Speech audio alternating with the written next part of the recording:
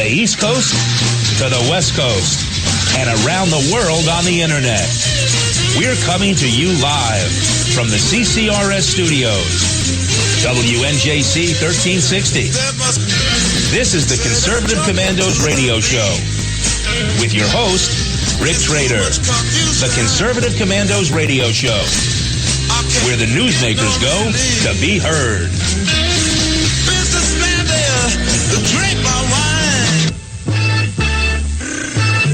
You can call the Conservative Commandos radio show at 856-227-1360. Your opinion counts at 856-227-1360. This is Congressman Alan West, and you're listening to the Conservative Commando radio show.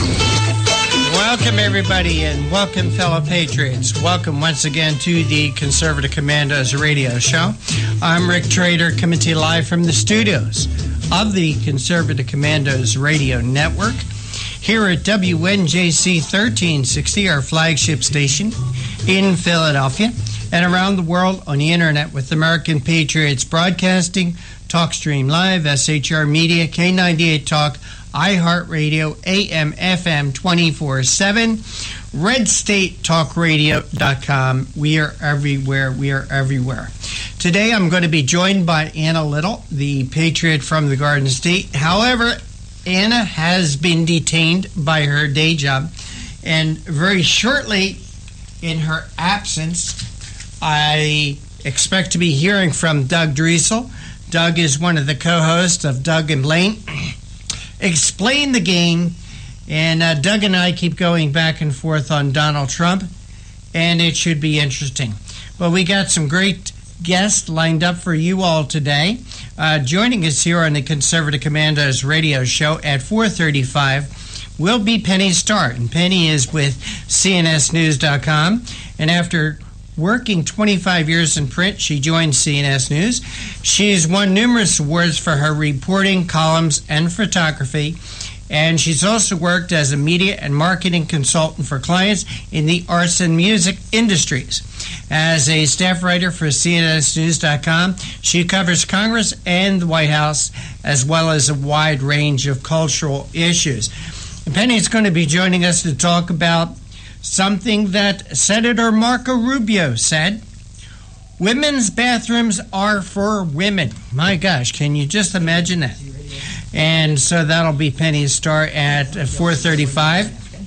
And at 3:35, we're going to be speaking with Alicia Larson. She is a staff writer for MRC Business, and we're going to be discussing an article with her that has appeared on MRCTV.com, Unsettling Science, the media's legal climate crusade against Exxon. And at 4 o'clock, or 4:05 to be more exact, we're going to be joined by Brittany Hughes. She is the assistant to the editor and investigative reporter at MRC TV. And she and Anna and I are going to be talking about an exclusive report. Border agents made 1,075 apprehensions per day in March. So we got a great show lined up for you. But joining me right now, pinch hitting for my very good friend Anna Little, is another very good friend, and that is Doug Driesel. Doug is the host of Doug and Blaine Explain the Game, which is heard here on WNJC 1360 as part of the Conservative Commandos radio network. Doug, thanks for joining me on short notice. Well, that's not a problem. It's always good to be on your show. Well, definitely good to be on. And it's always great to have you on with us. And Doug, before we get into a couple things, why don't you tell people a little bit about yourself and Doug and Blaine? Well, our whole show sprang up from two, actually. And this will make some people happy who are on your Twitter feed. But we have two failed candidates in Doug and Blaine. We both failed just barely in the last election for state representative in the state of Arkansas. And once we found out how the game was played, we decided we really wanted nothing of the marble down in Little Rock. So we thought, what's next? And we put together this show that kind of explains to folks in a sometimes juvenile, but yet always interesting way as to what goes on in government. A lot of people, they get their favorite candidate, they get their favorite set of talking points they like, and they think that'll do it. And really the game is much deeper than that on every side. So what we try to do is we try to take opposing sides, both on the Republican ticket, and then we try to tell people what's going on behind the scenes that is much deeper than just us all texting each other or getting on Facebook and saying, my guy's the best or my guy's the best, you know. All right. Always enjoy listening. So, Doug, you know what I've learned in my life is never say never. Well, now I'll let you lead this conversation, Rick. I'm going to play by the rules. For those of you of our audience who are not involved in the private conversations or the private messaging between Doug and I, Doug is a fan of Donald Trump, and I am not.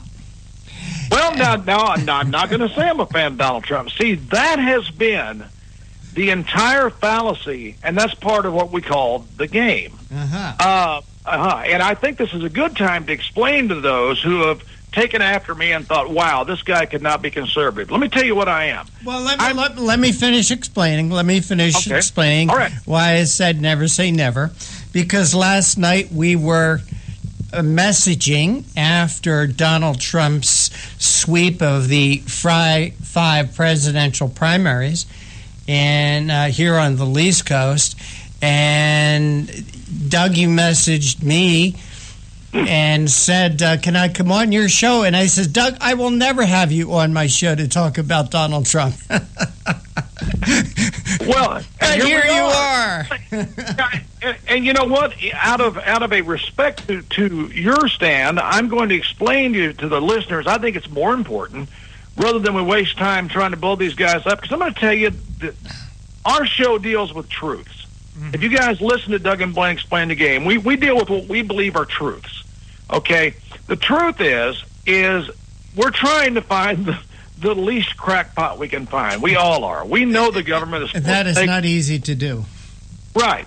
Now, I want to explain to those who are listening, or some of them are the people that are on your feed on Facebook, that I am absolutely 100% and have been since I was a very young man, pro-life, and do not understand abortion and believe it should be eradicated from America. Okay? I am 100% a Christian, even though I am a musician. Therefore, sometimes my language gets a little rougher than what the normal priest might spit out from the pulpit, okay?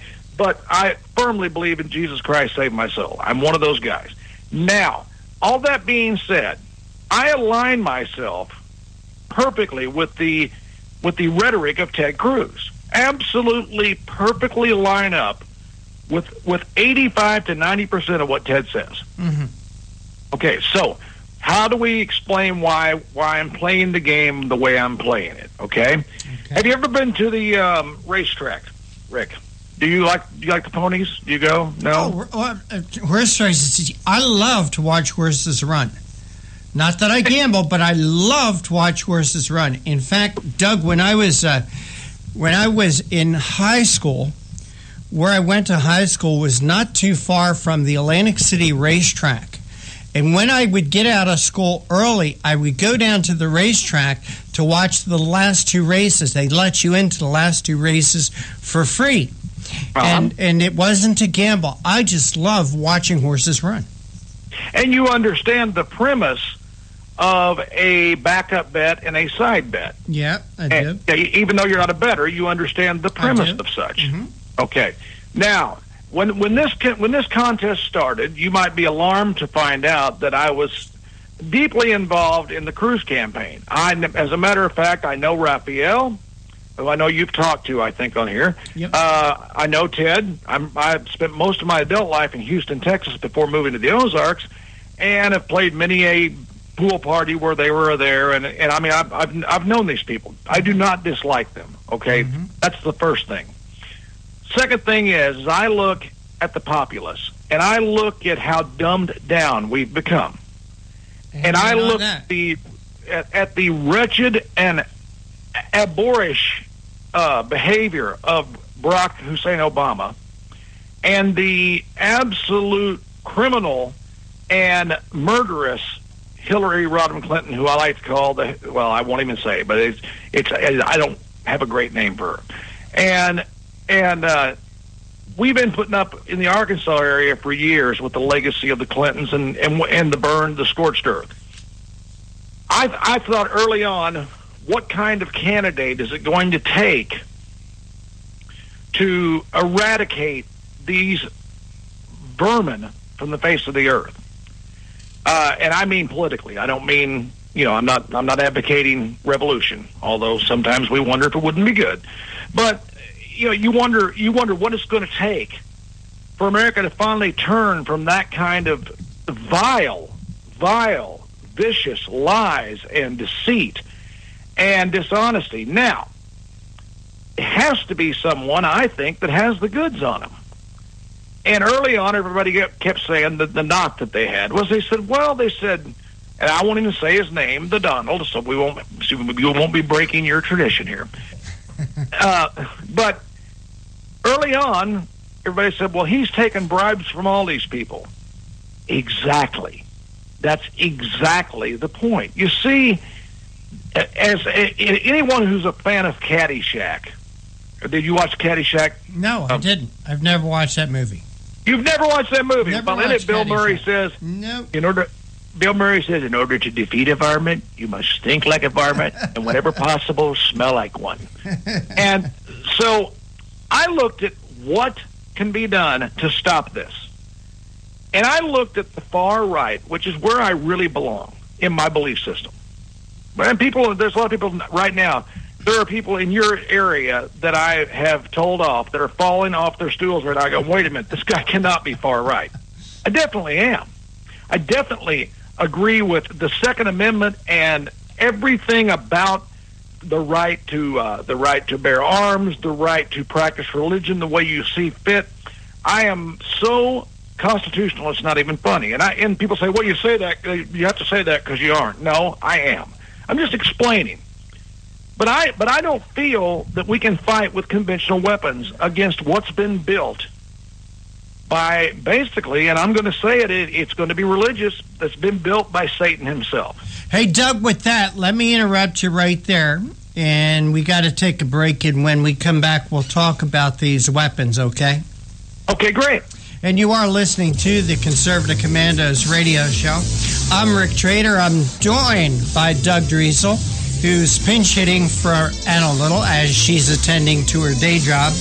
And we're coming to you from the studios of the Conservative Commandos radio network here at WNJC 1360. Around the world on the internet with American Patriots Broadcasting, TalkStream Live, SHR Media, K98 Talk, iHeartRadio, AM, FM 24/7, Red State Talk Radio. Today's show is being brought to you by the First Amendment, protected by the Second. Doug and I will be right back. They say I'm nasty, but I...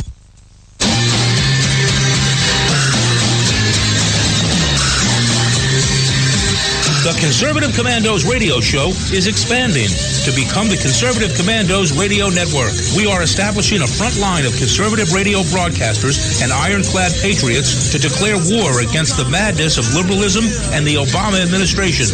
Are you tired of the disregard for our Constitution? Do you still have faith in the American dream?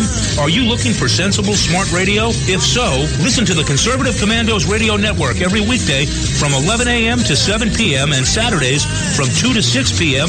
on WNJC Radio, 1360 on your AM dial, or around the world on the internet at WNJCradio.com. Check out our website, CCRSnetwork.com, for rebroadcasts and network updates. We are the Conservative Commandos Radio Network, where now even more newsmakers go to be heard.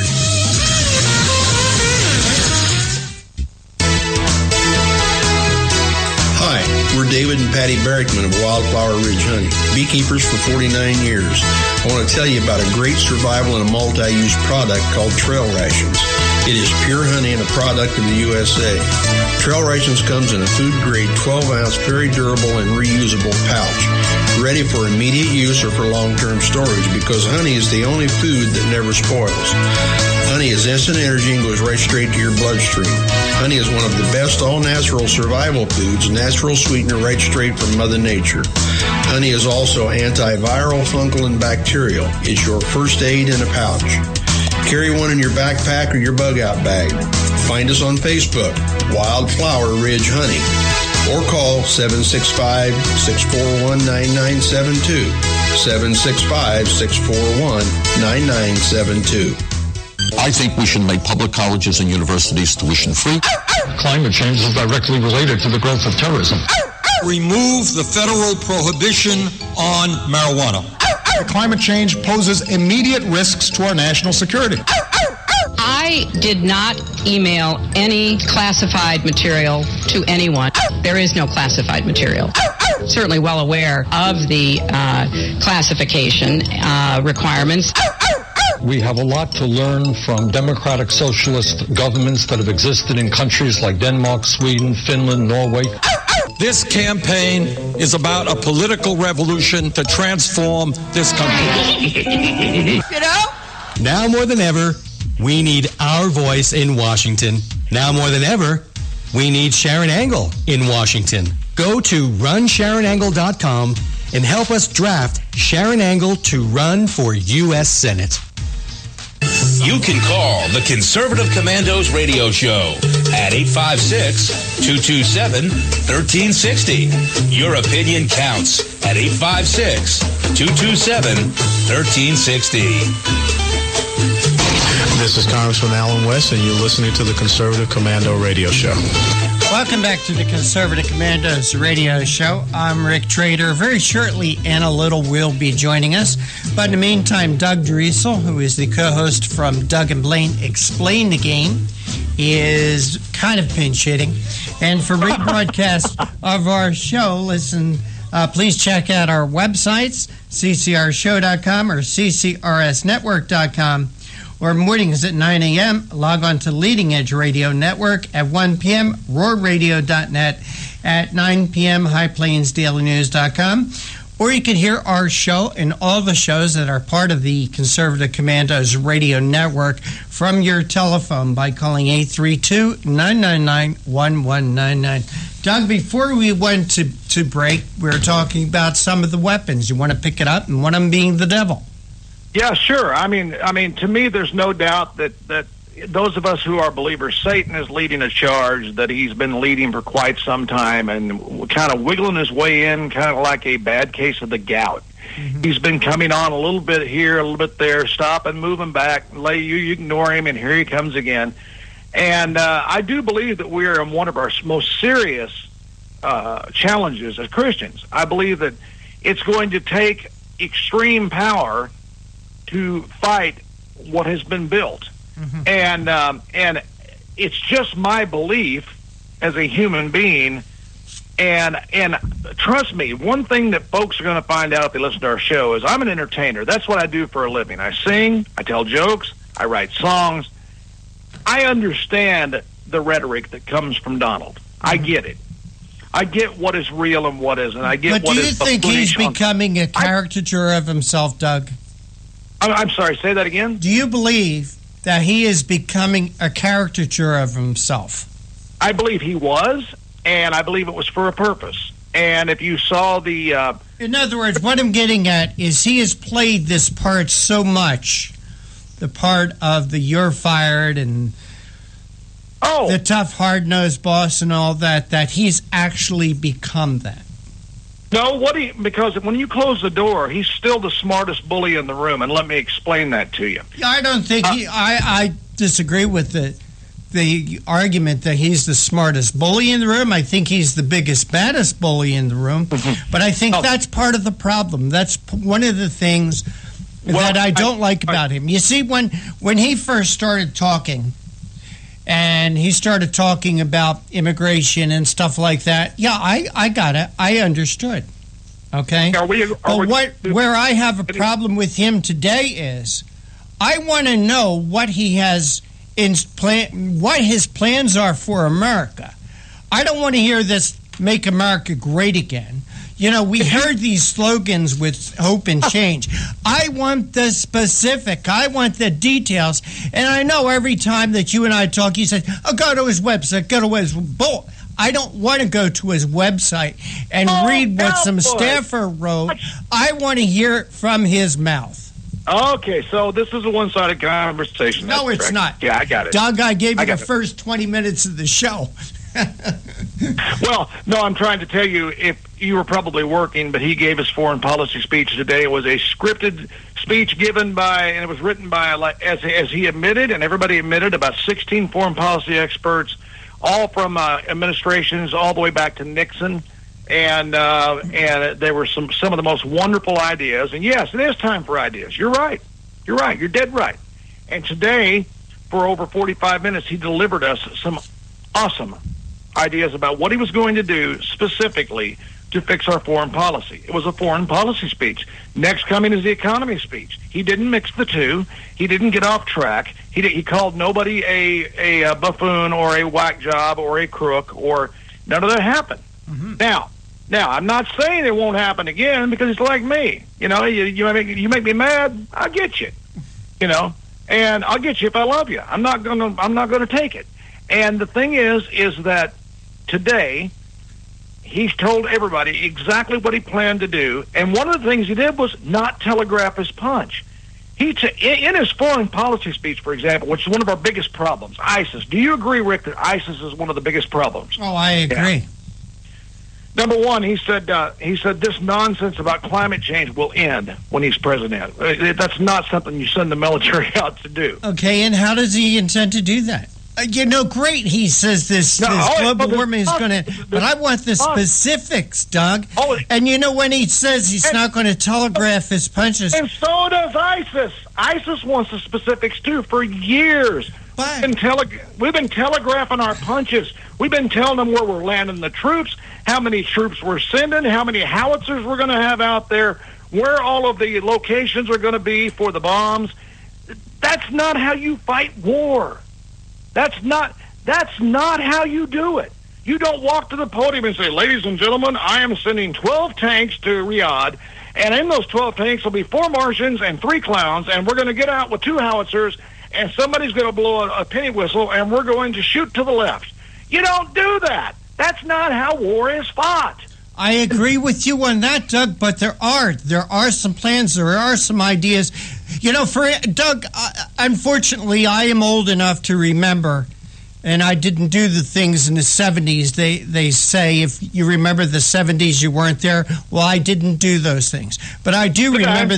I do remember the 70s, and I remember Nixon's secret plan to end the war. Nixon's secret plan to end the war, and people bought that. Nixon had no plan. Hey, Doug, you know what? We got to take another break. Could you hold on for me, please? All right. All right, you are listening to the Conservative Commandos radio show. I'm Rick Trader. I'm being joined today by Doug Driesel from Doug and Blaine Explain the Game.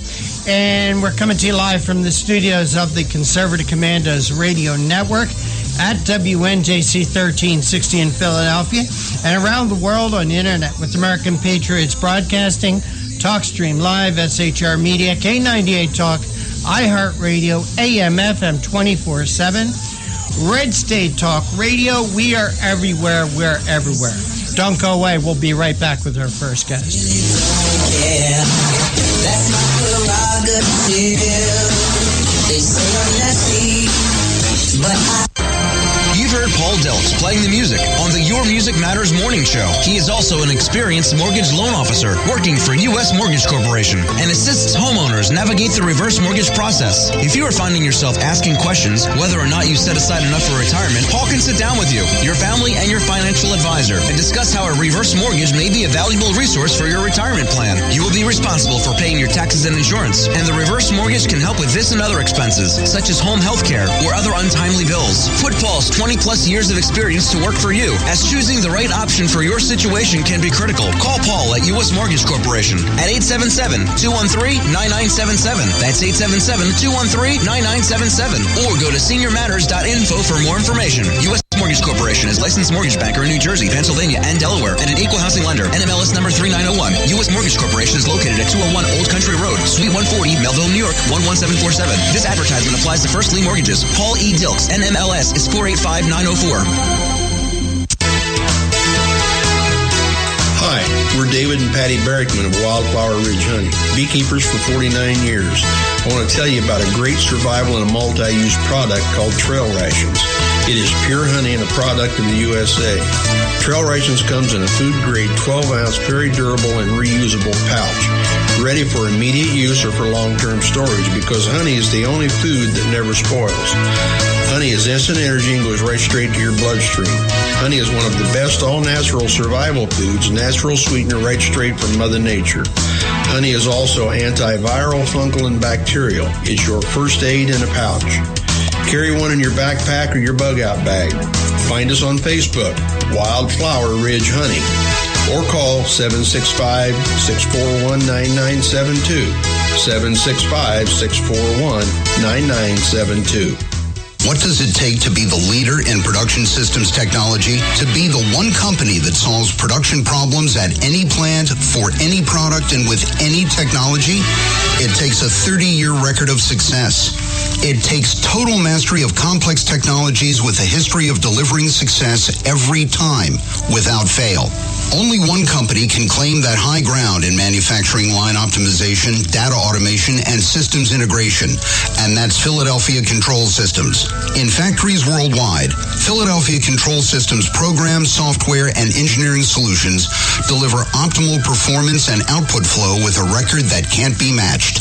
Any plant, any product, any technology. Philadelphia Control Systems, the leader in production automation since 1982. 800-335-9811. PCS4automation.com. That's PCS, the number 4, automation.com. The Conservative Commandos radio show is expanding to become the Conservative Commandos Radio Network. We're establishing a front line of conservative radio broadcasters and ironclad patriots to declare war against the madness of liberalism and the Obama administration. Are you tired as I am about the disregard for our Constitution? Do you still have faith in the American dream? Are you looking for sensible, smart radio? If so, listen to the Conservative Commandos Radio Network every weekday from 11 a.m. to 5 p.m. on WNJC Radio 1360 a.m.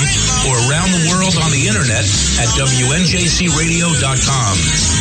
Check out our websites, ConservativeCommandosRadioNetwork.com and CCRN.com for rebroadcasts and network updates. We are the Conservative Commandos Radio Network, where even more newsmakers go to be heard. I think we should make public colleges and universities tuition-free. Climate change is directly related to the growth of terrorism. Remove the federal prohibition on marijuana. Climate change poses immediate risks to our national security. I did not email any classified material to anyone. There is no classified material. Certainly well aware of the classification requirements. We have a lot to learn from democratic socialist governments that have existed in countries like Denmark, Sweden, Finland, Norway. This campaign is about a political revolution to transform this country. You know? Now more than ever, we need our voice in Washington. Now more than ever, we need Sharon Angle in Washington. Go to runsharonangle.com and help us draft Sharon Angle to run for U.S. Senate.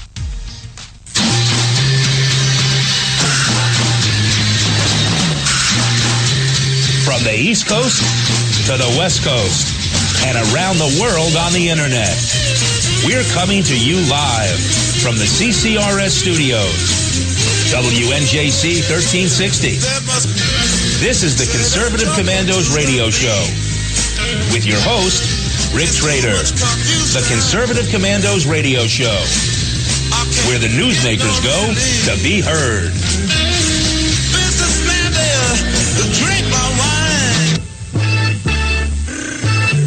You can call the Conservative Commandos radio show at 856 856-227-1360. Your opinion counts at 856-227-1360. This is Congressman Alan West, and you're listening to the Conservative Commando radio show.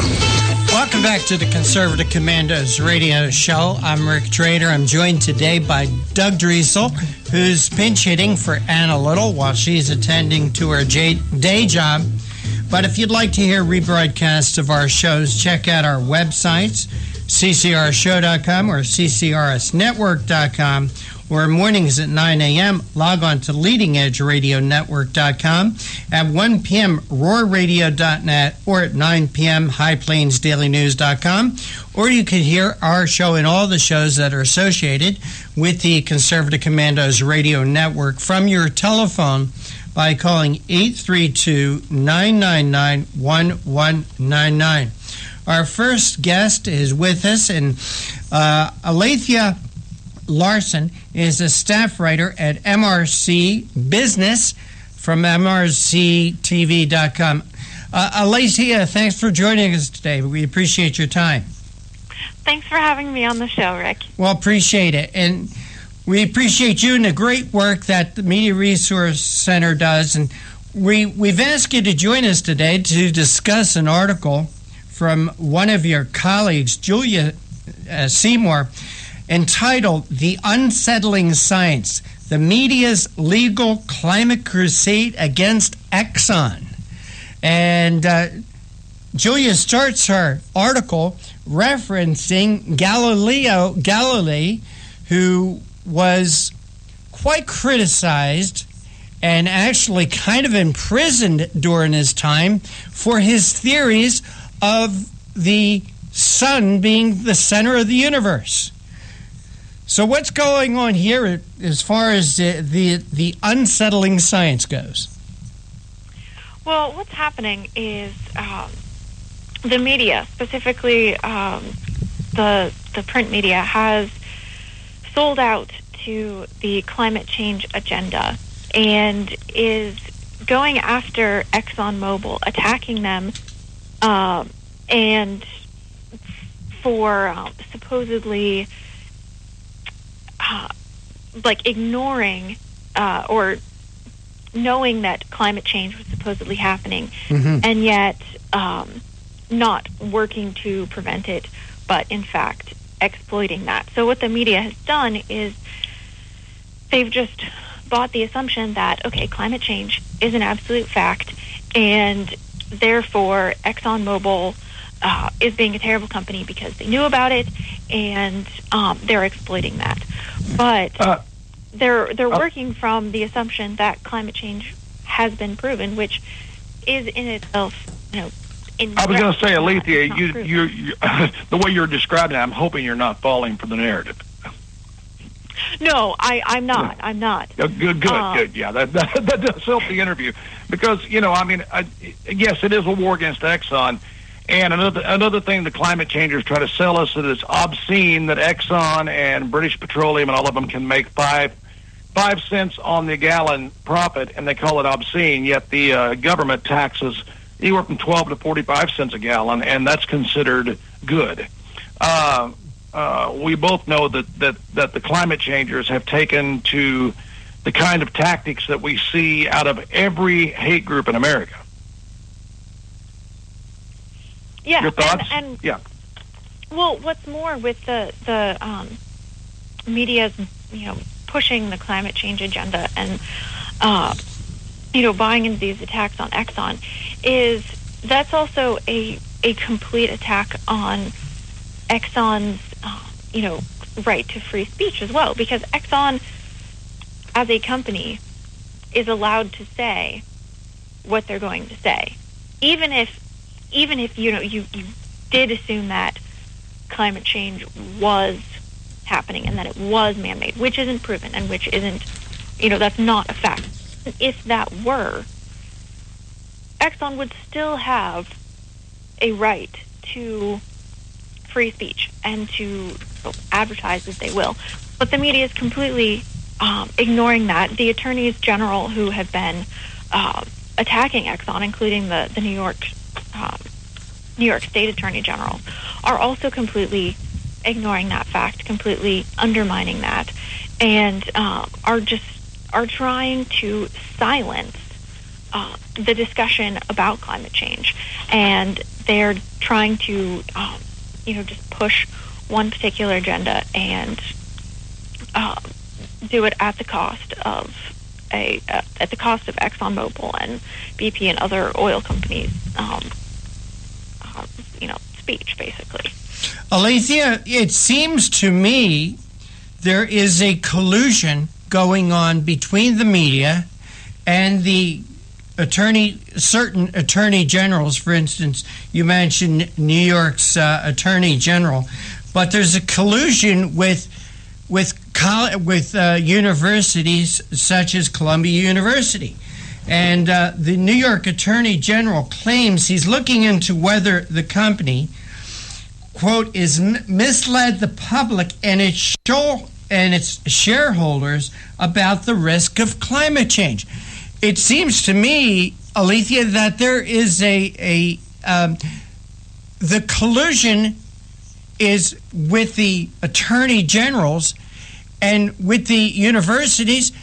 Maybe they should be the ones that should be investigated, because, as you said, this idea of climate change, it's not settled. They want to tell you it's settled. The Greens, the people on the left, the liberals would tell you it's settled, but it's really not. No, absolutely. And the thing is, the organizations that first came out with the studies that supposedly showed that Exxon was covering up information, they're all funded by specific liberal donors, including George Soros. Mm-hmm. So it's George Soros and the Rockefeller Fund, as well as the Rockefeller Brothers Fund. So speak of the devil. Those groups, exactly, right? Those groups are those people. In the case of George Soros, they've very, very openly spoken about their climate change agenda, their belief in climate change, and really their goal to destroy the they want to destroy the free use of fossil fuels, and they also, you are right, Olivia, the word sustainable, as we all know, is a code word. When we put in sustainable energy into the mix, the word sustainable is a code word. Absolutely, you're right. But so the groups that originally came out with this information were all funded by those people. So, when your money is coming from someone who's already decided their own opinion on climate change, that climate change is happening and that it's man-made, if your study is being funded by that, your study is going to agree with your funder, because otherwise you're going to lose funding. But that wasn't anything. That was never brought up by the Los Angeles Times, Washington Post, USA Today, New York Times. None of those, supposed news outlets or media groups even questioned funding or made any connection to that. The Los Angeles Times, for example, had a special report that was a result of some study that had happened at the Columbia University's Graduate School of Journalism, them partnering with the Los Angeles Times. That was funded by George Soros' Open Society and the Rockefeller groups as well. But that special report didn't disclose its funders. Right. Hey, Alethea, we have to take a break. Could you hold on for just 2 minutes for us, please? Yeah, absolutely. And you are listening to the Conservative Commandos radio show with yours truly, Rick Trader, and special co-host Doug Driesel, coming to you live from the studios of the Conservative Commandos radio network at WNJC 1360, our flagship station in Philadelphia, and around the world on the internet with American Patriots Broadcasting, TalkStream Live, SHR Media, K98 Talk, iHeartRadio, AM, FM 24/7. Don't go away. We'll be right back. I really don't care. That's my prerogative. They say I'm nasty, but I...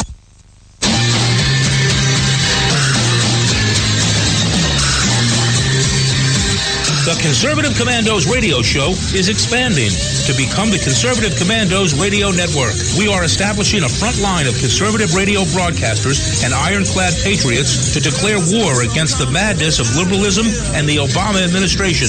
Are you tired of the disregard for our Constitution? Do you still have faith in the American dream? Are you looking for sensible, smart radio? If so, listen to the Conservative Commandos radio network every weekday from 11 a.m. to 7 p.m. and Saturdays from 2 to 6 p.m. on WNJC Radio, 1360 on your AM dial, or around the world on the internet at WNJCradio.com. Check out our website, CCRSnetwork.com, for rebroadcasts and network updates. We are the Conservative Commandos Radio Network, where now even more newsmakers go to be heard.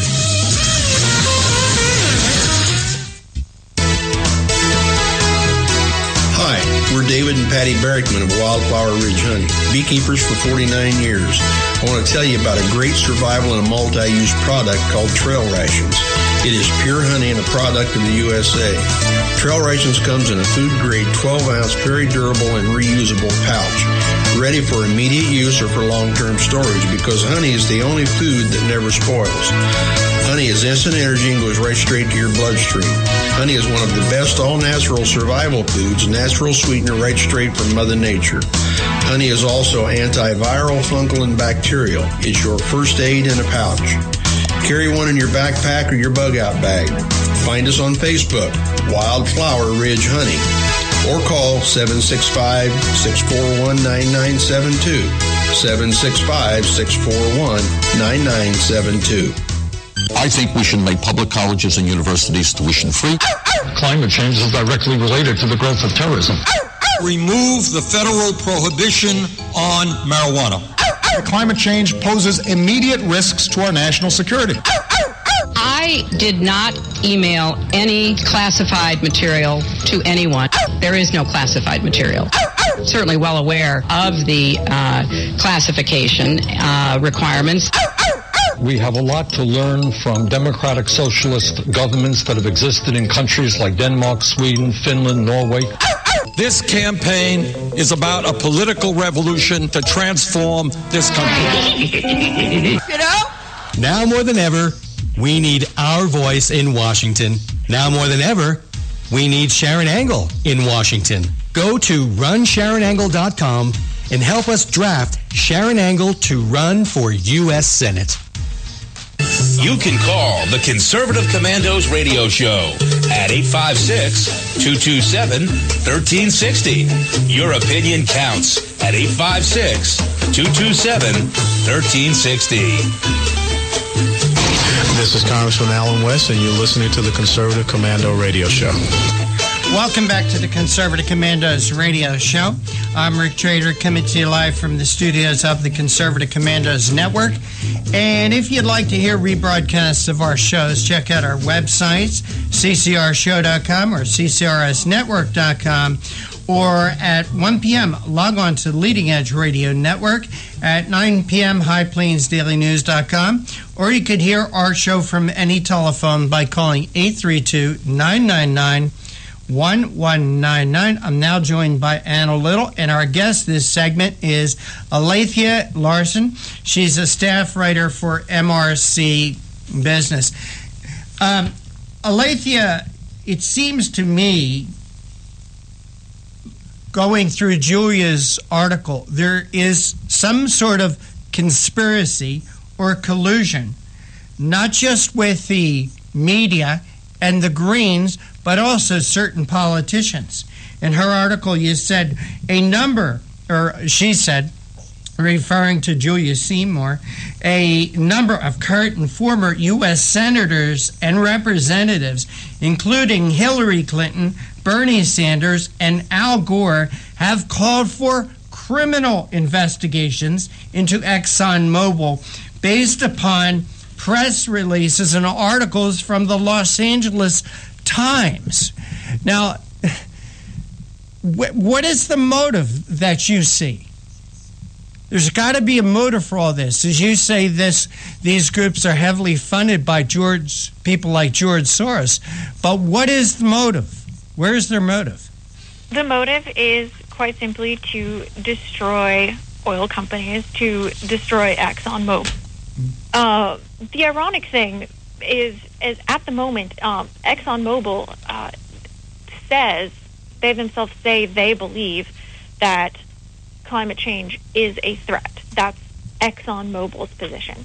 Yet that very thing is what the media and the attorneys general and Clinton, Sanders, Gore, what they're trying to go after ExxonMobil for. And they're trying to attack them and say that ExxonMobil should have, like you said, a criminal investigation for possibly misleading their shareholders and not portraying climate change, supposed climate change, as a threat, even though that's what ExxonMobil says themselves. So they have, on one hand, they don't have a case, and on the other hand, they're still, assuming that climate change is a fact, and that a private company shouldn't have the freedom to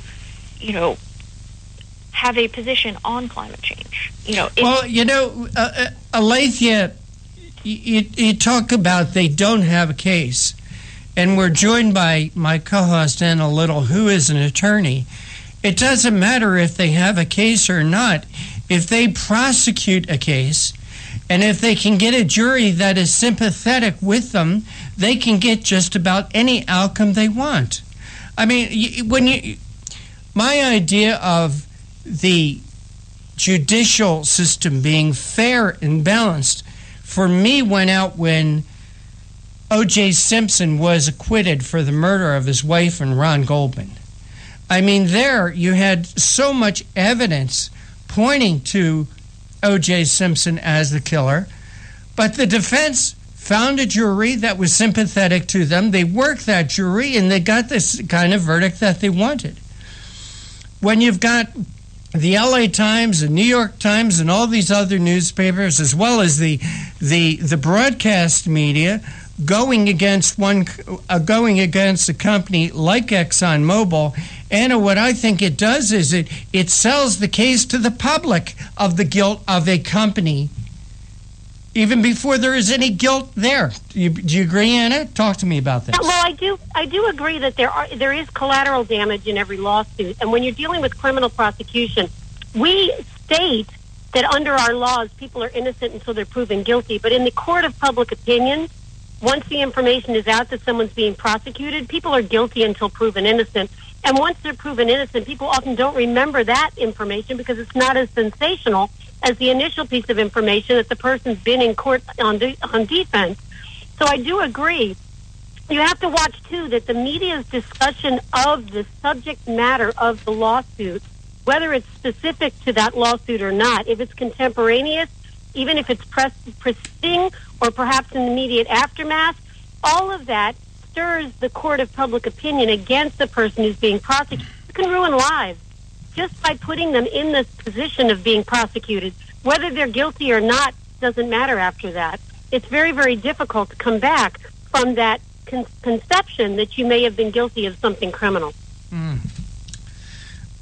Alethea, we want to thank you so much for joining us today on the Conservative Commandos radio show. Where can people go to follow your work? You can go to newsbusters.org. That's the website that a lot of the news analysis for the Media Research Center is posted. If you're specifically interested in business issues, like this, the climate change story about ExxonMobil or any other climate change stories or anything, you can go to newsbusters.org/business, and that'll give you specific information about business stories, so the economy, climate change, etc. All right. Alethea Larson, we want to thank Alethea Larson. Sorry about that. I want to thank you once again for joining us on the Conservative Commandos radio show. Thank you. You have a great day, Rick. Take care. God bless. Anna Little, I want to thank you for joining us. I also want to thank Doug Driesel from Doug and Blaine Explains the Game for sitting in while you had to tend to your day job. Big night for... pesky day job, always getting in the way. It does sometimes. Big night for Donald Trump and Hillary Clinton last night. Absolutely, yeah. You know, I think it was not a surprise that Donald Trump would do well on the sweep of those 5 states and with the percentages with which, and I think what's more significant is the fact that he seemed to win in every county in some, if not all of those states. When I went to bed last night, they hadn't gotten all the counties in Pennsylvania, and I think there was one other state that wasn't clear. But, you know, it does prove that Donald Trump has some ability to run a grassroots campaign in that he did touch every single county. He didn't rely upon a simple majority in order to win the state. So now let's see if he can do it in the more conservative areas of the country. You know, Ted Cruz carries those because of his principles. Donald Trump doesn't have that strength of principles. He's talked about negotiating and compromising, the art of the deal. He's known for business success, but that's not necessarily what's most important to those who are principled value voters. We've got to see, you know, if Donald Trump can carry those folks, and I think you get a good opportunity with Indiana. Am I right? Well, I agree. And, you know, I think what it points out, the phenomena of Donald Trump, kind of like posing this as a question to you, Anna, is that people are just so fed up of Washington and anything establishment in Washington. And I think it points out one of the things that helps to prove this out is the approval rating in Congress is like 9%. 9%.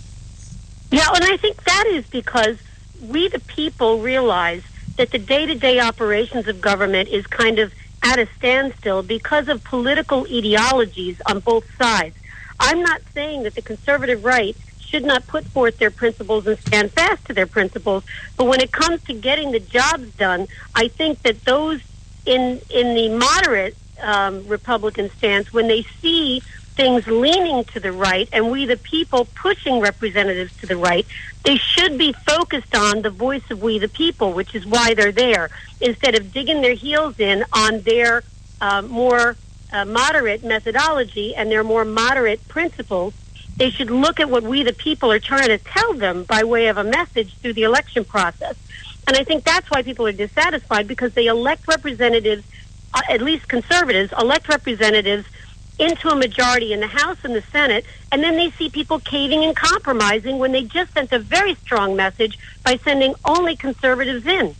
You know, so I think that's some of the dissatisfaction. And the other is that you have a president in the White House who is doing battle day to day with, and he declares that battle with Republicans in the House and Republicans in the Senate, and he makes it political. And I think we the people have had enough of politics in the operation of government. In the election process, it's acceptable, but once you get elected, you need to do the job. I agree.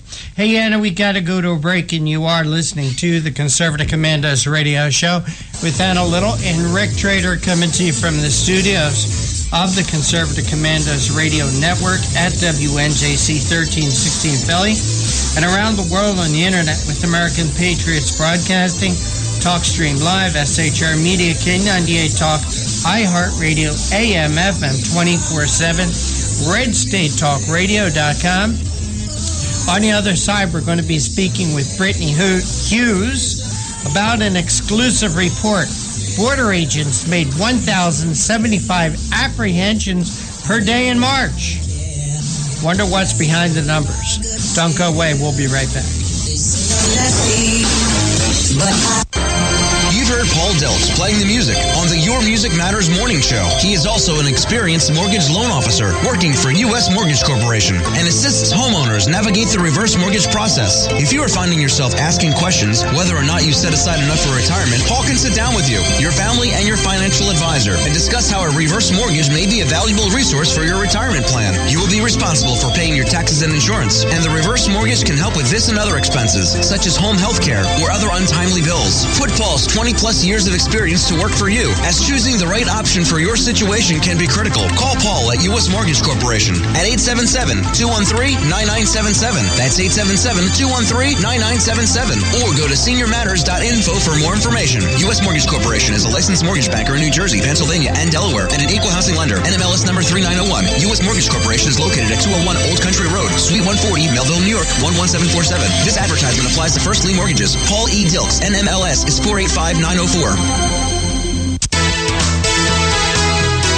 Hi, we're David and Patty Barrickman of Wildflower Ridge Honey, beekeepers for 49 years. I want to tell you about a great survival and a multi-use product called Trail Rations. It is pure honey and a product of the USA. Trail Rations comes in a food-grade 12-ounce, very durable and reusable pouch, ready for immediate use or for long-term storage because honey is the only food that never spoils. Honey is instant energy and goes right straight to your bloodstream. Honey is one of the best all-natural survival foods, natural sweetener right straight from Mother Nature. Honey is also antiviral, fungal, and bacterial. It's your first aid in a pouch. Carry one in your backpack or your bug-out bag. Find us on Facebook, Wildflower Ridge Honey, or call 765-641-9972, 765-641-9972. What does it take to be the leader in production systems technology? To be the one company that solves production problems at any plant, for any product, and with any technology? It takes a 30-year record of success. It takes total mastery of complex technologies with a history of delivering success every time, without fail.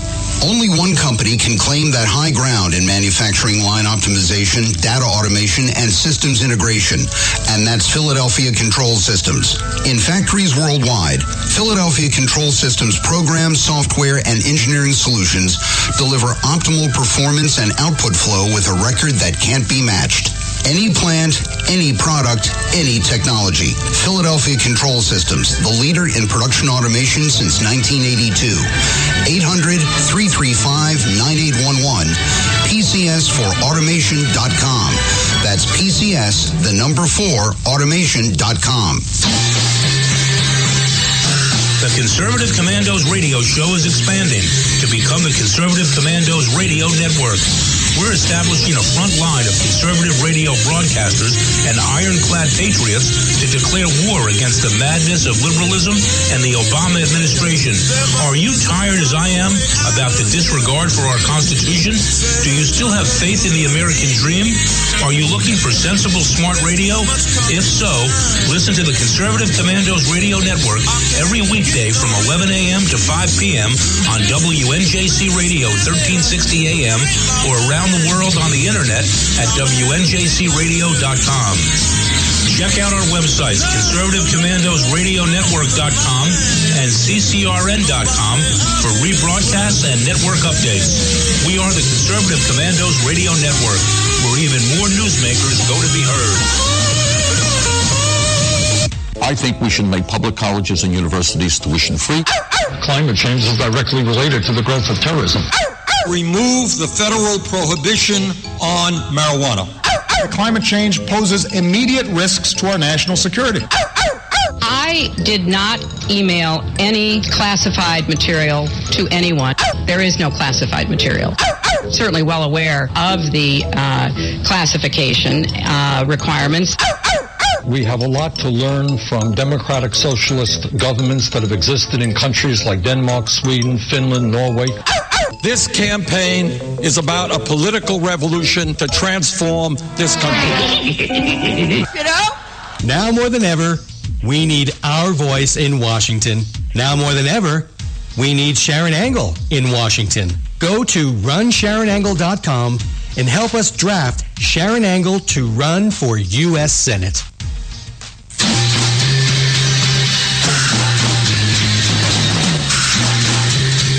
the East Coast to the West Coast and around the world on the internet. We're coming to you live from the CCRS studios. WNJC 1360. This is the Conservative Commandos radio show with your host, Rick Trader. The Conservative Commandos radio show, where the newsmakers go to be heard. Businessman there, drink my wine. You can call the Conservative Commandos radio show at 856-227-1360. Your opinion counts at 856-227-1360. This is Congressman Alan West, and you're listening to the Conservative Commando radio show. Welcome back, listeners. Welcome back to Conservative Commando's radio show with Rick Trader and Anna Little and Silent John Forsyth on the board. If you would like to hear a rebroadcast of today's show, please check out our website, CCRS Network, and ccrshow.com. Or mornings at 9 a.m., log on to leadingedgeradionetwork.com. At 1 p.m., VORradio.net. And at 9 p.m., highplainsdailynews.com. And now you can listen to Conservative Commandos from any phone by calling 832-999-1199. Our next guest is with us, and the honor of that introduction is mine. Brittany Hughes is the assistant editor and an investigative reporter for MRC-TV, a division of the Media Research Center. Her reporting focuses primarily on immigration, federal waste, and government overreach. Before moving to MRC-TV, Brittany was an investigative reporter for CNS News and currently lives and works in the Washington, D.C. area. Brittany, welcome to Conservative Commando's radio show. It is great to be with you. Thank you. Well, thank you so much for your work. I want to talk about, you have two articles we're going to discuss today, but I want to talk about the first one, an exclusive report. Border agents made 1,075 apprehensions per day in March. I presume that's this March 2016. Am I right? It is this March. Yeah, that's a huge amount of people per day. Think about it, 30 days or 31 days in March, in that month alone, 31,000 and change. Wow, it's a lot of people. It is a lot of people, and that's if you're just averaging out the total number of apprehensions across the board. It does end up being it definitely does end up being quite a few people, and of course you're also talking just about apprehensions. There's no way of knowing who's coming in that's not apprehended. These are just the people that CBP says they've actually caught. Yeah, and the actual flow of people over the border, I don't think it's ever stopped. I mean, we talk about abatement, we talk about securing the border. We've been talking and talking and talking. Obama's going to be in office 8 years. I haven't seen it stop. You know what I do as a day job. I'm an immigration attorney, so I do see this day to day myself. So tell me, the U.S. Customs and Border Protection is showing that the border agents actually apprehended 4,448 illegal alien family units at the southwest U.S. border during the month of March. So talk to me about these family units coming across the border. What have we learned about that? Well, it's actually pretty simple. In the last couple of years, we've seen a huge surge in unaccompanied children, but also in family units. These are the ones that you'll often hear government officials say are refugees, most of them coming from Central America. Not all of them are coming from Central America, but, the vast majority. And a family unit essentially just means that there's an adult that crossed the border with a child, one or more children, that they claim belongs to them. We've also seen problems with that. I mean, there's been multiple reports showing that not all of these adults are even related to the children that they're coming across with. It's just that there's no way to prove that, so they are processed as a family unit. A child that comes across without a parent or guardian with them is an unaccompanied minor.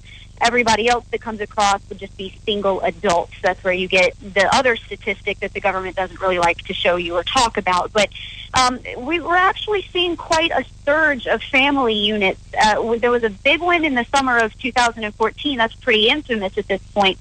But we're also seeing those numbers begin to spike, and it seems like it's kind of falling through the cracks, unlike a couple of years ago when it was all over the headlines.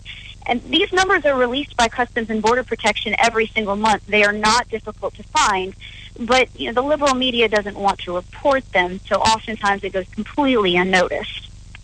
Well, I think that's definitely true. But I want to talk about the human trafficking aspect of this. The fact that the border is porous is a danger not only to those of us here living in the United States, and the idea that criminals can go through that porous border and perhaps hurt us here on this side of the United States, but it also is a danger to those who would be attempting to cross. I mean, you've got people who actually pay criminals, who we call coyotes, who will take a price per head, $10,000, $15,000 or more per head, for the privilege of being shoved in the back of a box truck and perhaps left to bake in the desert. Or if you do make it successfully, you might be in a workhouse, either in the prostitution industry or some other industry, where you're chained to a workbench and you're not released unless someone on the United States side, presumably legally here or even undocumented, negotiates your release for a price on your head. I mean, this is human trafficking to the max. But you've brought up the family unit and the fact that there may be no biological relationship between the adult and the child, yet the adult takes responsibility. Children are a commodity in human trafficking at our borders, because when there is a child involved, there's compassion on the part of the Border Patrol agent. It's actually statutory, and the child is not to be detained. Therefore, you usually then release the single adult who's responsible for the child for the benefit of the innocent child. Talk to me about all of that.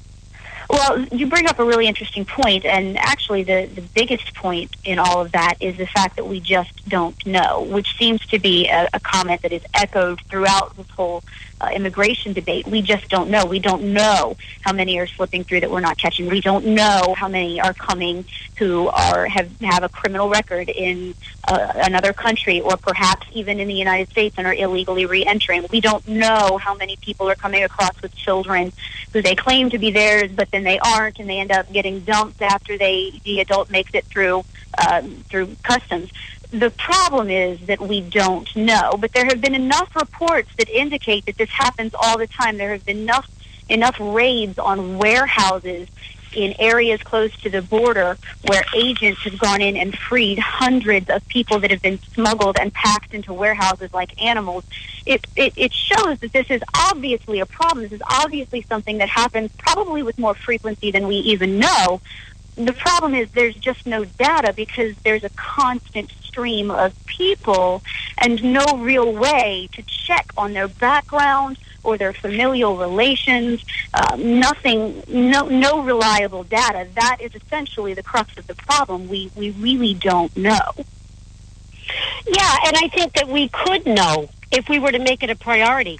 I don't hear the discussion of human trafficking in the conversations on immigration and securing the border. I see conservatives who want a secure border for national security reasons being branded as anti-immigrant and racist, when in reality, that action of securing the border is also a pro-immigrant stance, because the immigrants are the ones being victimized, and the children in this scenario are being victimized, and yet no one is standing up for them. They are like second-class citizens, something subhuman, to be used so that a criminal coyote can make money on the heads of human beings, and then the abuses that go on within that system are unspeakable. So I think we do need more investigative reporting on this, but we also need to start putting some serious individuals on that border. Border Patrol agents are doing their best. But if you were to put the National Guard on the border, they would not be anything but truthful about what they have found. And there would be military reports, and there would be congressional investigations about those reports, and we would have to do something about this situation. I don't know. I'm not looking for a war over this issue, but I am looking for some serious individuals to not only secure the border, but to report the truth about what's going on there in the area of human trafficking. So talk to me in response. You're absolutely right. As a matter of fact, we just did a report the other day. There was a Guatemalan woman who she was actually arrested in 2014, and she pled guilty last November to smuggling human beings illegally across the border into the United States around the McAllen area in Texas, which is a hot spot for illegal immigration. She was just sentenced to 3 years in a federal prison. But what's interesting is she and 4 other people were actually convicted of bringing in illegal aliens from India. It wasn't even from Central America. It was from India. So you see there's a definite potential smuggling problem, especially for children and women who are particularly vulnerable to this kind of thing and will pay great amounts of money to get across to the United States for a multitude of reasons, be that a better life or maybe family reunification, whatever. But it's interesting that this woman was actually smuggling in people from India. So clearly this porous border is a huge place for human smuggling, but not just from Central America. And that raises a whole nother question of who is even coming in here, who is utilizing this open border policy, who is relying on these smugglers. It might not just be the people that we think. Our heart goes out to people that are smuggled and potentially lose their lives. It happens every day on the border. People lose their lives trying to get across via a coyote or a smuggler. But it's also people from other countries, and we don't know who they are. And this just opens up a huge range of questions that right now the government is either unwilling or unable to answer, and you can decide for yourself which is scarier. Well, I think it's a little bit of both. And I do think if we focus on human trafficking, the fact-finding would be immense. But at this point, we've got to take a break here. Yeah, Brittany, can you hold on for just 2 minutes while we identify the station? Because we want to talk about that second article when we come back. All right. Thank you so much. Listeners, we are coming to you live from the Conservative Commandos Radio Network studios, WNJC 1360, our flagship station in Philadelphia, and around the world on the Internet with American Patriots Broadcasting, TalkStream Live, SHR Media, K98 Talk, iHeartRadio, Red State Talk Radio, and AM/FM 24/7. Those are all .coms. I'm Anna Little, producer Rick Traders in the studio with Silent John Forsythe on the board. We're speaking with Brittany Hughes of MRC TV, and we'll be right back after this break. I really don't care. That's my prerogative. They say I'm messy, but I...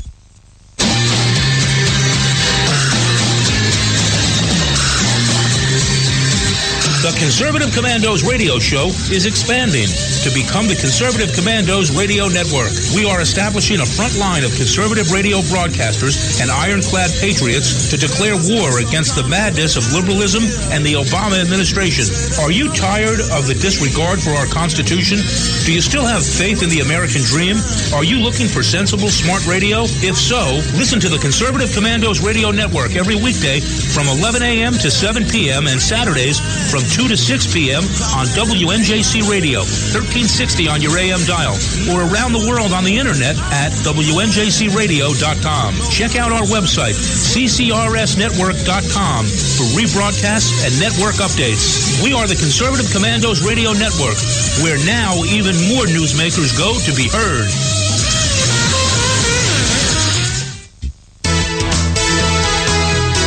Hi, we're David and Patty Barrickman of Wildflower Ridge Honey, beekeepers for 49 years. I want to tell you about a great survival and a multi-use product called Trail Rations. It is pure honey and a product of the USA. Trail Rations comes in a food-grade 12-ounce, very durable and reusable pouch, ready for immediate use or for long-term storage because honey is the only food that never spoils. Honey is instant energy and goes right straight to your bloodstream. Honey is one of the best all-natural survival foods, natural sweetener right straight from Mother Nature. Honey is also antiviral, fungal, and bacterial. It's your first aid in a pouch. Carry one in your backpack or your bug-out bag. Find us on Facebook, Wildflower Ridge Honey, or call 765-641-9972, 765-641-9972. I think we should make public colleges and universities tuition-free. Climate change is directly related to the growth of terrorism. Remove the federal prohibition on marijuana. Climate change poses immediate risks to our national security. I did not email any classified material to anyone. There is no classified material. Certainly well aware of the classification requirements. We have a lot to learn from democratic socialist governments that have existed in countries like Denmark, Sweden, Finland, Norway. This campaign is about a political revolution to transform this country. You know, Now more than ever, we need our voice in Washington. Now more than ever, we need Sharon Angle in Washington. Go to runsharonangle.com and help us draft Sharon Angle to run for U.S. Senate. You can call the Conservative Commandos radio show at 856-227-1360. Your opinion counts at 856-227-1360. This is Congressman Alan West, and you're listening to the Conservative Commando radio show. Welcome back, listeners. Welcome back to Conservative Commandos radio show with Anna Little and Rick Trader. If you would like to hear a rebroadcast of today's show, please check out our website, CCRS Network, and ccrshow.com. Or mornings at 9 a.m., log on to leadingedgeradionetwork.com. At 1 p.m., roarradio.net. And at 9 p.m., highplainsdailynews.com. And now you can listen to Conservative Commandos from any phone by calling 832-999-1199. We're speaking this segment with Brittany Hughes. She's an investigative reporter for MRC TV, a division of Media Research Center. We're talking about immigration. And Brittany, thank you so much for waiting through that break. We do appreciate your time. Absolutely. You're welcome. So leading into your second article, which is actually entitled Exclusive, new report shows 3/4 of illegal aliens with children don't show up to court. I want to make a few little explanations about some of the terms that are in your article, because I do this every day, and I can probably sum it up real quick. Basically, you talk about the Executive Office for Immigration Review. Ladies and gentlemen, a.k.a. Immigration Court. That's what EOIR is, Immigration Court. And then they talk about this AWC/ATD. Basically, what that means is because the alien is with a child, because the immigrant has a child with them, they're not going to detain him. They're going to let him go free under certain conditions. They're supposed to report back to ICE, but sometimes they do and sometimes they don't. You've got the data in your article. And then the other thing that I think might need to be explained is this initial case completions. Basically, a case gets started when an alien or an immigrant is apprehended at the border. Those cases get completed in a number of ways. Sometimes there's an actual hearing held and there's a removal order issued. You have a statistic for that. Sometimes people fail to show up. That's called in absentia. In other words, the immigrant was absent at the court hearing, and then there's an order of removal because of that. And then there's another way of completing a case called voluntary departure, where the immigrant agrees to leave the United States. There's another opportunity when there's a defense put forward, which is called relief, and that defense is granted, which means the person usually gets a green card or some kind of legal status in the United States. And then they administratively close other cases because there's something else pending, or there's something going to be pending, and the court case has to be closed to allow the adjudication of those applications. Those are actually risky also, because those applications might never get filed in the second case. And in the first case, if they are filed, they might end up abandoned, and then the person is once again with nothing being processed and no adjudication in the court. So just by way of explanation, you have this scenario with all of these possibilities. So just because you catch somebody at the border doesn't necessarily mean they're brought to justice right away. It's a convoluted process.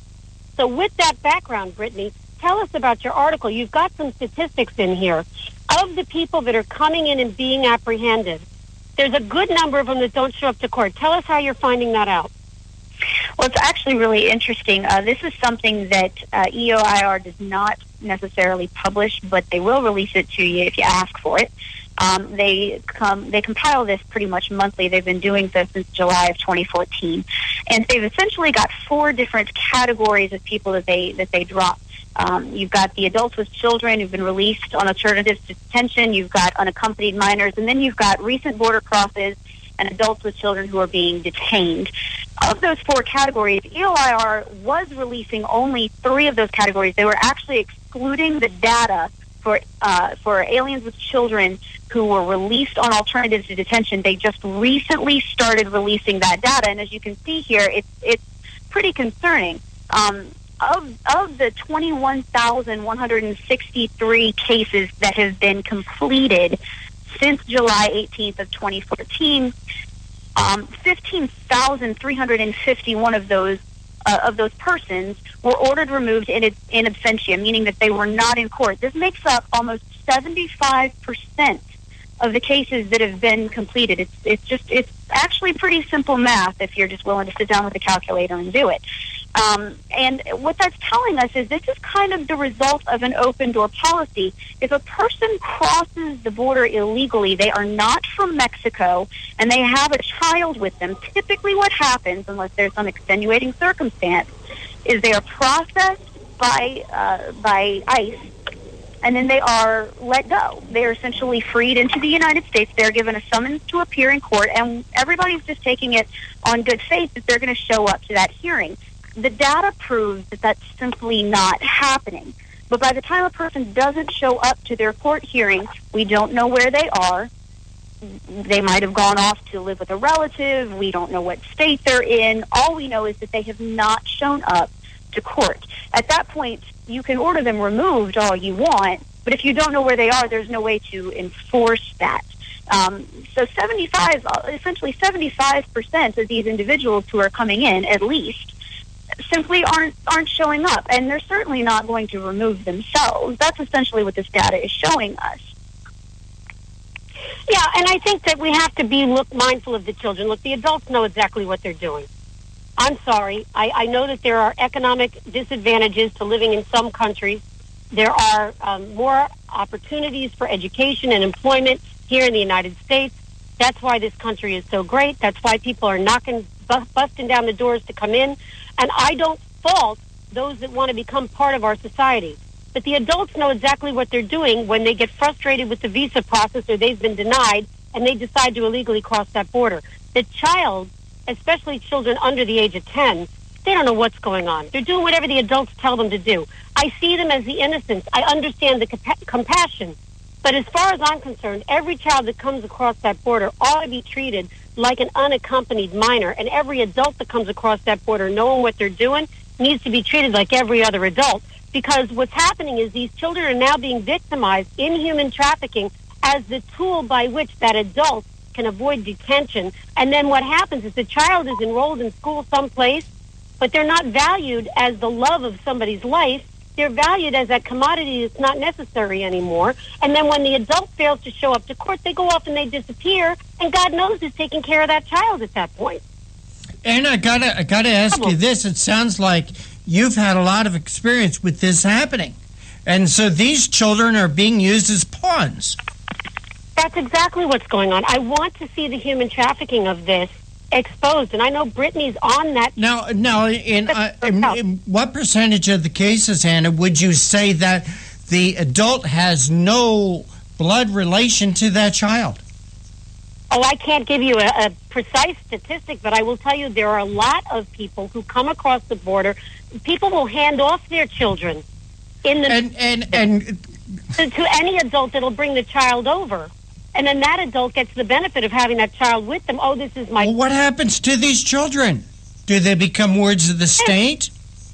Well, see, if they were to be treated as an unaccompanied minor, yes, they would be. And I think in many cases, or in all cases, the child is safer in that circumstance. If that adult cannot produce with them a birth certificate showing that's their biological child, I think those children should be wards of the state. They'd be safer. I know it's expensive, but it would be much safer than to leave that child in peril with someone who's not their blood relative, perhaps. You know, is this not kidnapping in a sense, Anna? Yeah, there is the opportunity under state law, actually under federal law as well, to treat that adult as a kidnapper. What we really ought to be doing in the case of this situation is finding those coyotes. You put the National Guard on that task and it'll be accomplished. If they can find the Taliban in the tunnels and in the caves of Afghanistan, they can find the coyotes in the tunnels on our southern border, and that needs to be accomplished. They can also bust open the workhouses and the rooming houses where these people are being confined, detained illegally, and then other people being extorted money for their release. That can all be broken down if you put our military... Well, I've got to ask you, Brittany, doesn't this sound like another reason why we should be tougher with our immigration laws so these children aren't victimized? Well, I mean, it's not just about being tough with the immigration law. It's about actually enforcing the law that's already on. Well, that's what I mean, enforcing the laws now, because these children are being victimized because we are so lax with our laws. The issue here, I think, is it's multifaceted, and that's part of the problem. You do have children that are brought over in some circumstances who have been trafficked in. You also have who genuinely come over with an honest blood relative who really is their mother or their aunt or whatever. Hey, Brittany, I hate to do this, but we are plumb out of time. In fact, we went a little bit over. Brittany Hughes, please tell our audience where they can follow your work. I'm sorry, repeat that one more time. Please tell our audience where they can follow your work. Absolutely. MRC TV is the blog of the Media Research Center. You can find all of our stuff and our exclusive reporting at mrctv.org. Brittany Hughes, Media Research Center, thank you so much for your time. We do appreciate you. Thank you. Take care. God bless. And you are listening to Conservative Commandos with Anna Little and Rick Trader, coming to you from the studios of the Conservative Commandos Radio Network at WNGC 1360 in Philly, and around the world on the internet with the American Patriots Broadcasting, TalkStream Live, SHR Media, K98 Talk, iHeartRadio, AM, FM 24/7, RedStateTalkRadio.com. Don't go away. On the other side, we're going to be talking with Penny Starr from CNSNews.com. I really don't care. That's my prerogative. They say I'm nasty, but I...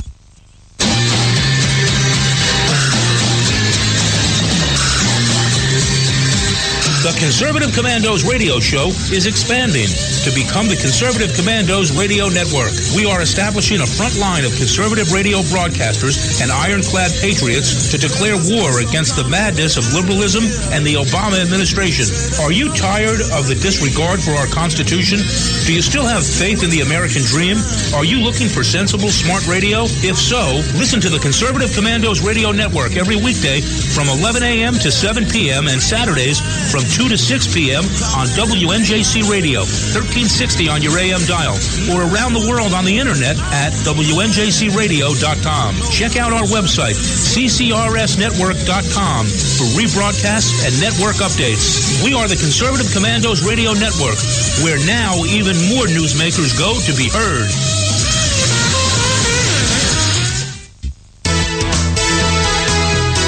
Hi, we're David and Patty Barrickman of Wildflower Ridge Honey, beekeepers for 49 years. I want to tell you about a great survival and a multi-use product called Trail Rations. It is pure honey and a product of the USA.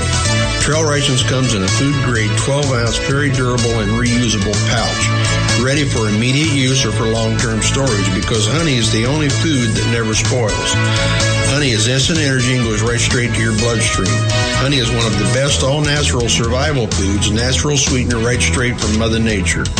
Honey is also antiviral, fungal, and bacterial. It's your first aid in a pouch. Carry one in your backpack or your bug-out bag.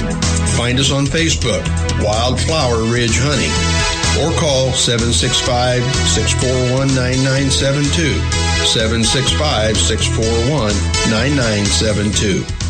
I think we should make public colleges and universities tuition-free. Climate change is directly related to the growth of terrorism. Remove the federal prohibition on marijuana. Climate change poses immediate risks to our national security. I did not email any classified material to anyone. There is no classified material. Certainly well aware of the classification requirements. We have a lot to learn from democratic socialist governments that have existed in countries like Denmark, Sweden, Finland, Norway. This campaign is about a political revolution to transform this country. You know? Now more than ever, we need our voice in Washington. Now more than ever, we need Sharon Angle in Washington. Go to runsharonangle.com and help us draft Sharon Angle to run for U.S. Senate. You can call the Conservative Commandos radio show at 856-227-1360. Your opinion counts at 856-227-1360. This is Congressman Alan West, and you're listening to the Conservative Commando radio show. Welcome back to the Conservative Commandos radio show. I'm Rick Trader. I'm joined by Anna Little, and we have some breaking news, which we'll talk about right after I introduce our next guest. Penny Starr joined CNSNews.com after working more than 25 years in the print media. She's won numerous awards for her reporting, columns, and photography, and she's worked as a media and marketing consultant for clients in the arts and music industries. She is a senior staff writer at CNS News, and she covers Congress and the White House as well as a wide range of cultural issues. Penny, welcome back to Conservative Commandos. Good to be back. Thanks, Rick. Penny and Anna, some breaking news here. Ted Cruz is, according to two sources, is expected to name Carly Fiorina as his vice presidential running mate a little later on today. Ladies, in my opinion, this does not help him get the nomination. Penny Starr, your thoughts on that? Well, I just heard about it too, and I think most of the people are reacting on Twitter and social media about the fact that he's, of the timing of naming anyone is what I see people talking about most.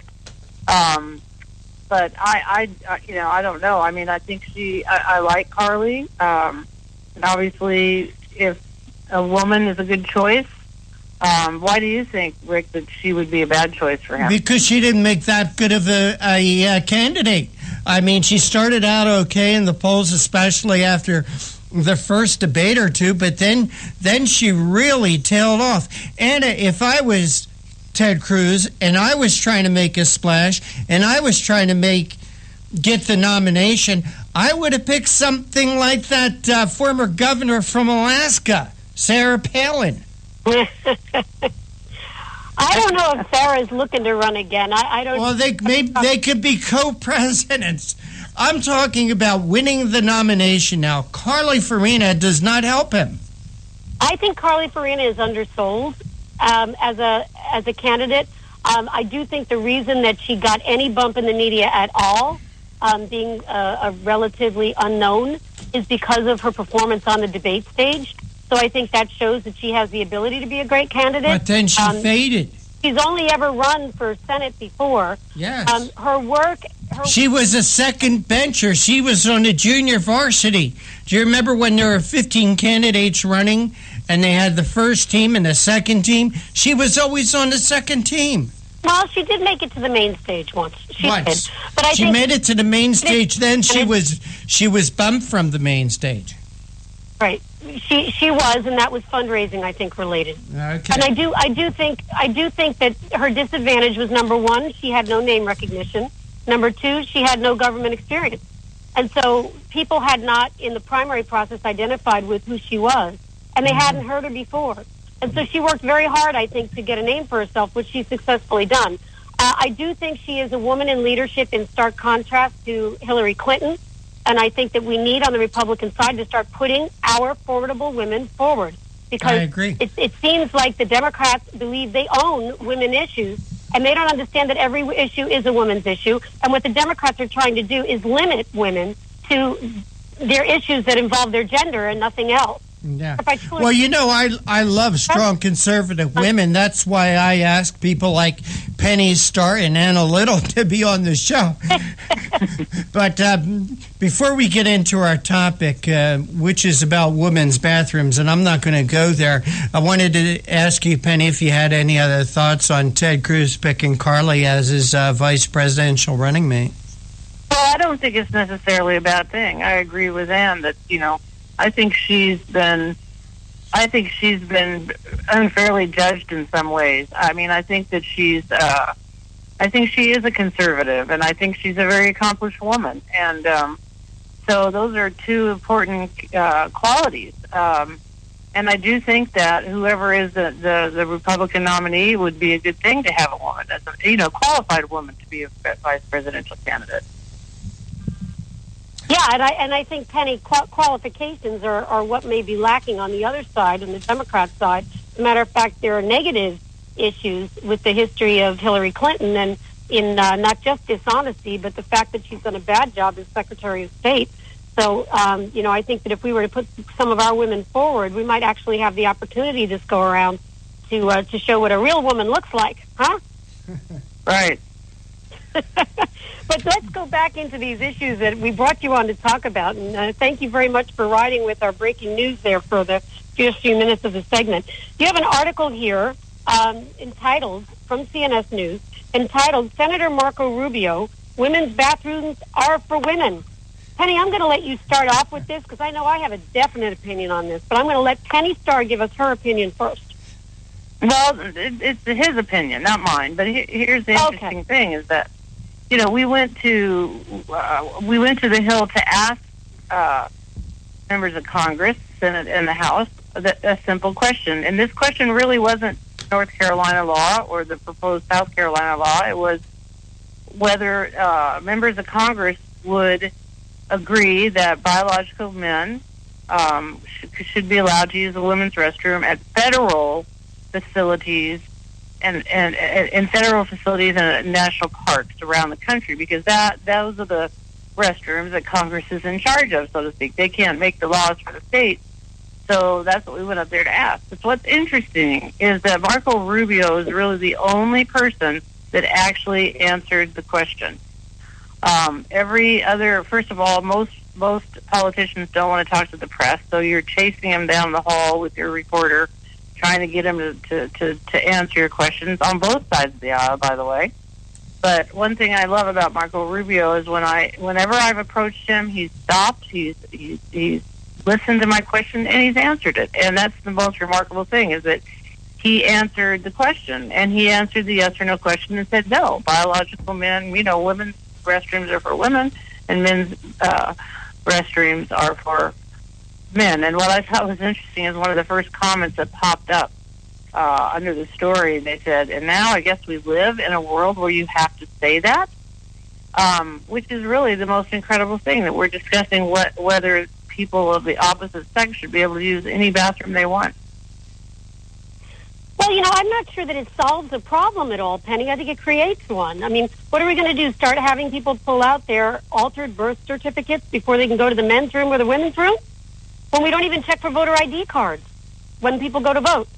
I mean, I'm now concerned when I walk into the bathroom as a lady whether there's going to be a predator lurking in there. And I'm not saying that people with gender identity differences are predators, but I am saying predators will take advantage of this. And there isn't any way to enforce or protect my safety. I saw something going around. I don't often comment on memes that I pick up on Facebook or social media, but this one really struck me.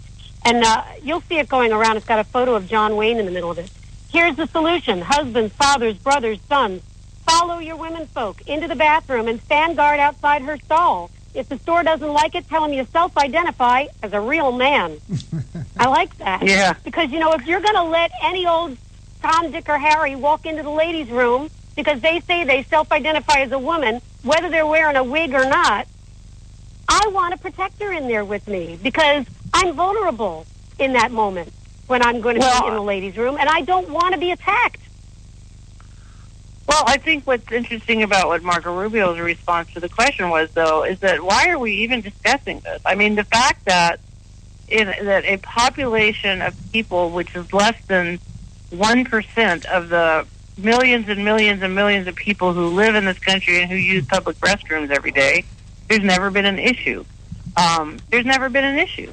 And, I mean, you go to the men's room if you're a man, and you go to the women's room as if you're a woman. But what's happened is that the homosexual agenda has advanced at rapid speed over the last 2 decades, and now it's coming to the point of people who, they've changed it from being same-sex couples to people that don't even want to express what their gender is. It's just so out of control, in my opinion, that now this very small percentage of the population, we're now going to shape our culture and even our bathrooms to suit them. I just don't understand. Yeah, and we've got so many more pressing issues on the national security front, and it just seems ridiculous waste of time at the moment. But we've got to go to a quick break. Penny, can you hold on for 2 minutes because we just need to identify the station? Sure. Thank you so much, listeners. We are coming to you live from the Conservative Commandos Radio Network studios, WNJC 1360, our flagship station in Philadelphia, and around the world on the internet with American Patriots Broadcasting, TalkStream Live, SHR Media, K98 Talk, iHeartRadio, Red State Talk Radio, and AM/FM 24/7. Those are all .coms. I'm Anna Little. Rick Trader's in the studio, and Penny Starr is our guest. We'll be right back after this break. They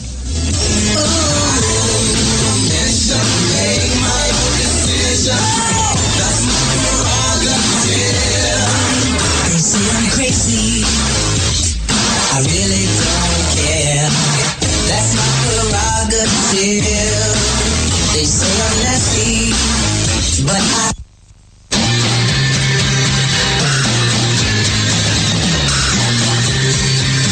The Conservative Commandos radio show is expanding to become the Conservative Commandos radio network. We are establishing a front line of conservative radio broadcasters and ironclad patriots to declare war against the madness of liberalism and the Obama administration. Are you tired of the disregard for our Constitution? Do you still have faith in the American dream? Are you looking for sensible, smart radio? If so, listen to the Conservative Commandos radio network every weekday from 11 a.m. to 7 p.m. and Saturdays from 2 to 6 p.m. on WNJC Radio, 1360 on your AM dial, or around the world on the internet at WNJCradio.com. Check out our website, CCRSnetwork.com, for rebroadcasts and network updates. We are the Conservative Commandos Radio Network, where now even more newsmakers go to be heard.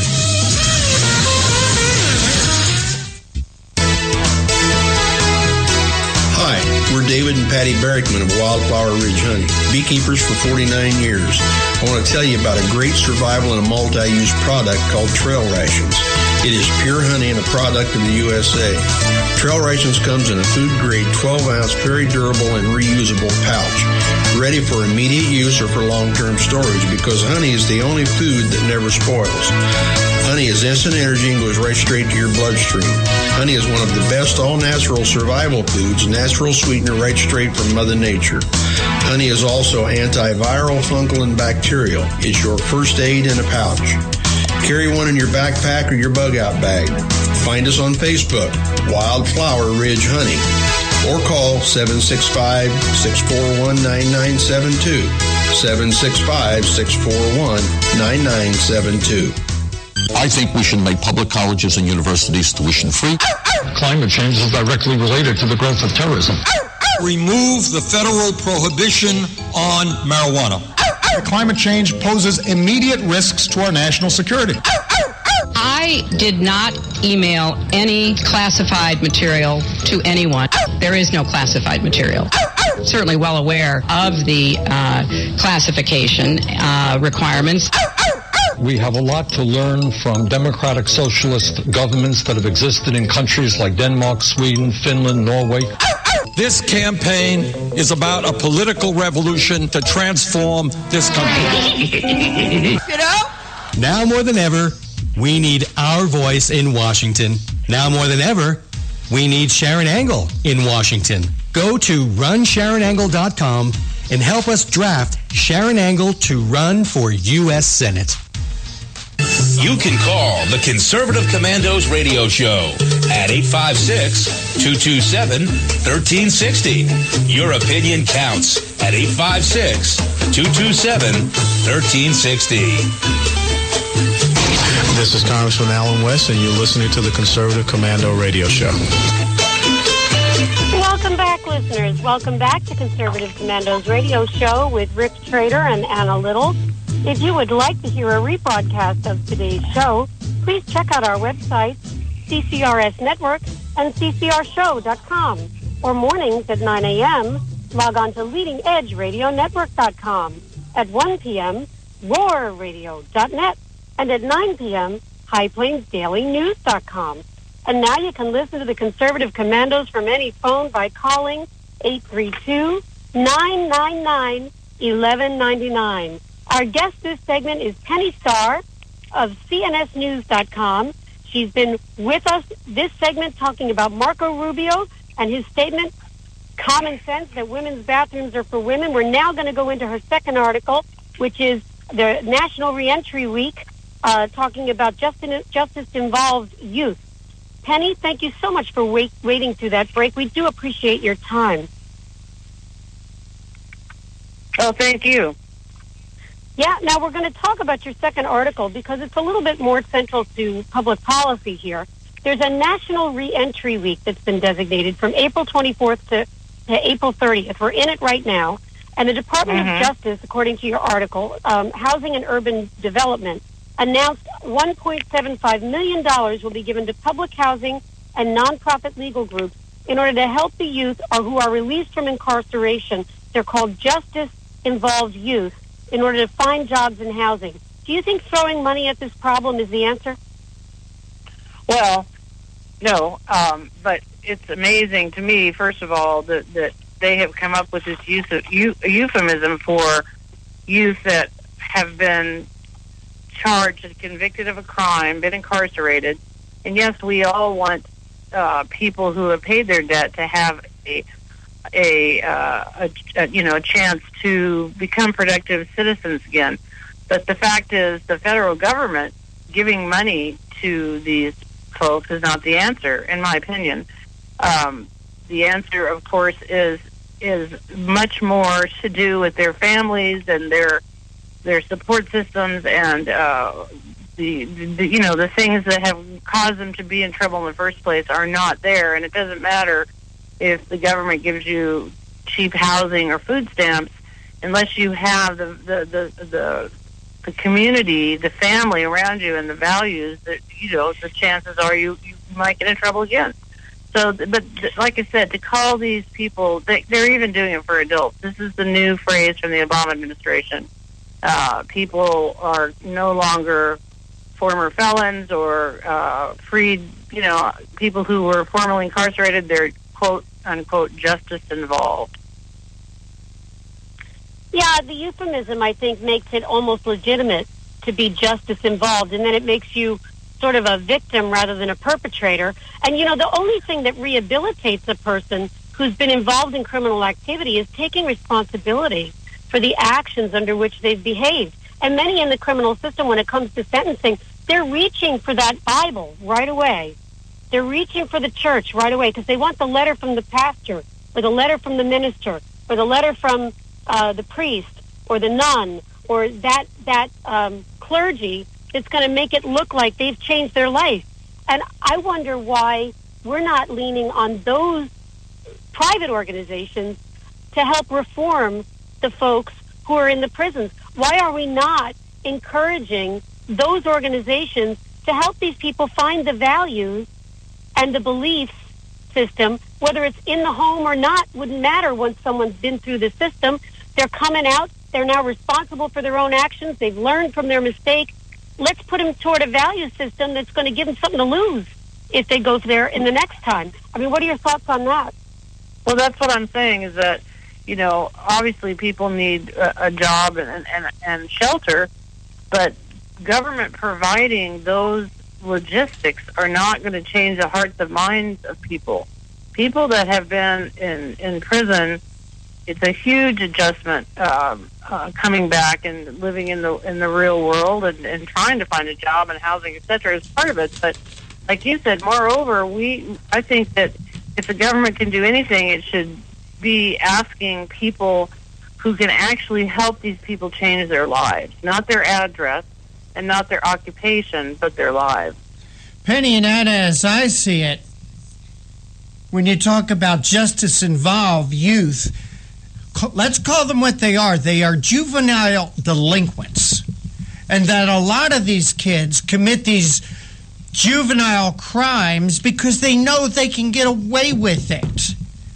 80% of them that go away to a reform school come out and repeat crimes because they know they can get away with it. These kids, these juvenile delinquents, or this justice-involved youth, are our future criminals. And Penny, I agree with you. The problem isn't with finding them jobs or finding them a place to live. The problem is in the families. Right. I mean, there's reasons that these kids were incarcerated, and it isn't because although I do think some of it could be that the unemployment rate in a lot of American democratic controlled cities are so high that a lot of these kids turn to crime to make money. But the problems that... Well, I think they commit crimes for money is because they see so many adults in the inner cities. They not working, making more money by selling dope and robbing and stealing than working at a minimum wage job, even if it is $15 an hour. Hey, Penny Star, I know you wanted to get out of Washington early back to Virginia. Wanted to thank you so much for joining us. Please tell our audience how they could follow your work. CNSnews.com, and thank you so much, Anna and Rick, for having me. Well, Penny, we always enjoy having you on. All right, Kate. Thanks for joining us today. Anna, one of the reasons I started the Conservative Commando's radio show is I had a niece. She was 39 years old when she died or was killed, who had a 20-year drug problem, and that she was confronted by a 15-year-old and a 17-year-old who she owed $20 to. She was beat so badly she spent the last week in her life after facial reconstruction surgery. What do they do for addicts that are in pain? Well, they give them more drugs to ease the pain. My niece ended up dead. The 15-year-old and the 17-year-old that had rap sheets longer than you are tall ended up in 2.5 years in a juvenile justice facility. Yeah, it's really a sad state of affairs.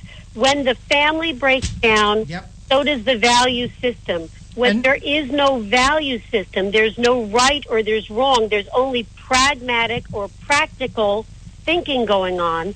Then the guy driving the Cadillac with all the bling, he becomes the hero. How'd he get that? By breaking the law. Why can he run rampant breaking the law? Because the city is full of folks who don't believe they're valuable. They don't believe they're valuable because in the inner city they're being given a handout and told they can't break free from that because our system teaches them that. These kids are growing up in a family structure where the adults don't feel that they have value themselves. This has got to be broken open, and I see the only way we do it is through value systems which we find available to all through our beliefs in our religions and our churches. But that's just my opinion. Yeah, and this $1.75 million is it's meaningless. It's a waste of money. It's another handout down telling them they can't earn it themselves. That's why we got to give it. Yeah, let's make more excuses. Underprivileged. Underprivileged is another way of saying valueless. Yeah. Hey, Anna, we got to wrap things up. I want to thank you for sitting in today as my co-host. I also want to thank Doug Driesel for sitting in the first half hour while you were dealing with your day job. I also want to thank our other guest, Alethea Larson, and Brittany Hughes, our most recent guest, Penny Starr. Want to thank Mr. John Forsythe Jr. for working the boards. But for right now, we're out of time. We got to run. We got to go. Take care. God bless. We'll see you tomorrow on the radio.